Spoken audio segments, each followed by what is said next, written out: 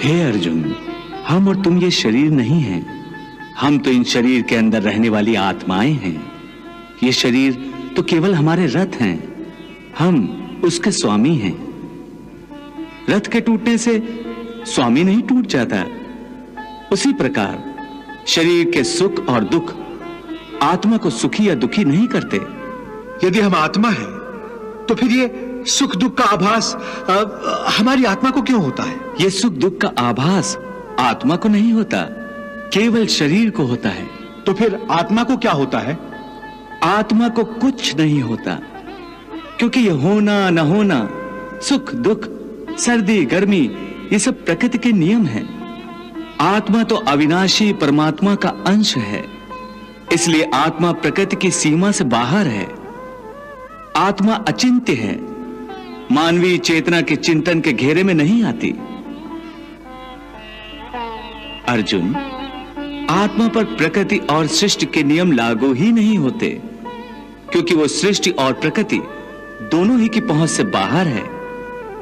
जैसे एक चिंगारी अग्नि का ही अंश होती है, वैसे ही आत्मा परमात्मा का ही अंश होता है। इसलिए वो नित्य, अजन्मा, सनातन और सर्वव्यापी है, स्थिर रहने वाला और अचल है।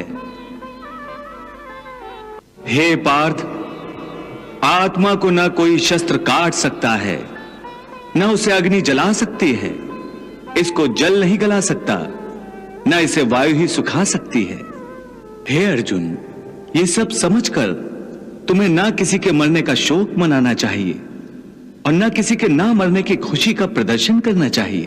हे केशव, ये सब मानकर भी कि आत्मा नित्य, सनातन और अजन्मा है, उसे शस्त्र नहीं काट सकते, आग नहीं जला सकती, फिर भी प्राणी की आत्मा को दुख सुख, शोक खुशी, मान अपमान, पीड़ा और आनंद का एहसास क्यों होता है?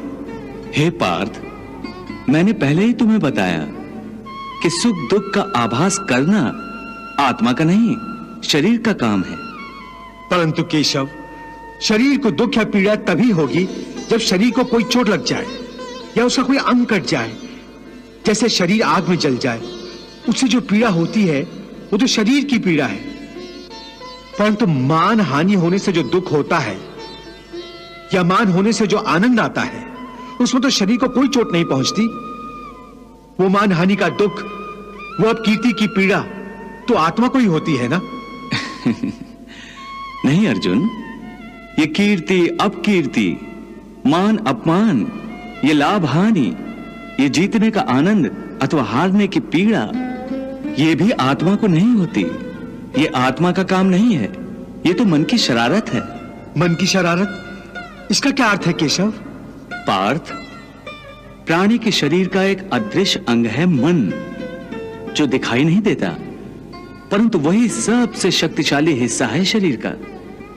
ये याद रखो कि मन शरीर का हिस्सा है, उसका आत्मा से कोई संबंध नहीं। आत्मा यदि रथ में बैठा हुआ रथ का स्वामी है, तो मन शरीर रूपी रथ का सारथी है। ये मन ही इंद्रियों के घोड़ों को इधर उधर भटकाता है। कभी यौवन के आवेश में यही चंचल मन मनुष्य को इस भ्रम में डाल देता है कि वो सर्वशक्तिमान है, वो सब कुछ कर सकता है, वो यहाँ का राजा है, जिसके आगे हर कोई झुक जाने पर विवश है और जिसे हर कोई प्रणाम करता है। जिस तरह दीपक की बाती को दीपक तले छुपा अंधेरा दिखाई नहीं देता, उसी तरह जवानी को उसके पीछे छुपा बुढ़ापा और कमजोरी दिखाई नहीं देती।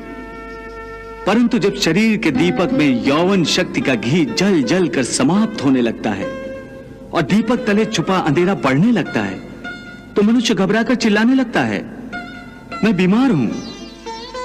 ये रोने का नाटक भी मन ही करता है। हे अर्जुन, मनुष्य को मैं के घमंड की मदिरा पिलाकर मधोश करने वाला पाखंडी केवल मन है। वाह प्रभु वाह।